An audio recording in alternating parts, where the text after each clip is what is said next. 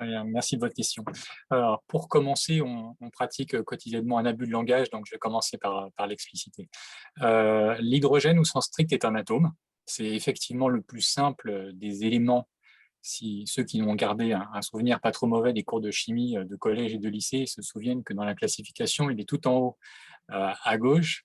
Donc, il y a simplement un proton et un neutron. C'est un proton et un électron, pardon. On ne peut plus basique en tant qu'atome, mais effectivement, on le trouve un petit peu partout. Dans l'eau, H2O, le H est pour hydrogène. Dans le méthane, c'est H4, le H est pour hydrogène. Donc, on en trouve vraiment partout autour de nous sous forme d'atomes accrochés à l'intérieur d'une molécule. Quand on arrive à casser cette molécule et qu'on récupère des atomes d'hydrogène et qu'on les combine entre eux, on arrive à faire du dihydrogène. Ce qui, par abus de langage, est très vite devenu, au sein de la communauté, hydrogène.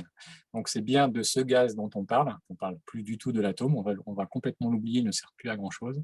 Ce gaz est incolore, inodore, non toxique, et de très faible densité, donc avec une furieuse envie de monter très haut dans l'atmosphère.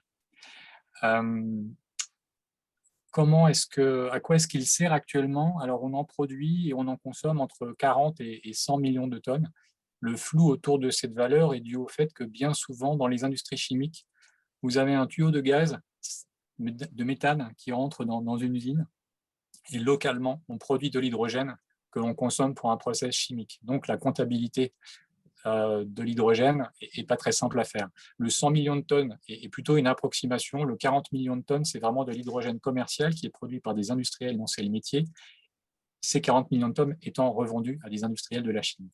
À quoi ça sert en chimie? Ça sert à faire de l'ammoniac et donc à faire des engrais et donc à faire des plastiques et des choses comme ça. Ça sert à désulfurer des carburants. Ça sert à traiter des métaux. Ça sert dans la fabrication du verre, de façon, je crois, plus anecdotique dans la pharmacie. Également dans l'agroalimentaire pour hydrogéner des huiles végétales. Donc, ce n'est pas du tout quelque chose de nouveau, c'est quelque chose qui est vraiment déployé de façon croissante à l'échelle industrielle, dans l'industrie chimique, depuis la fin de la Seconde Guerre mondiale. Comment est-ce qu'on produit cet hydrogène actuellement? Essentiellement à partir des ressources fossiles, hydrocarbures, gaz naturel au premier rang. Entre guillemets, il suffit de casser la molécule CH4 et de récupérer ces atomes d'hydrogène pour les recombiner entre eux.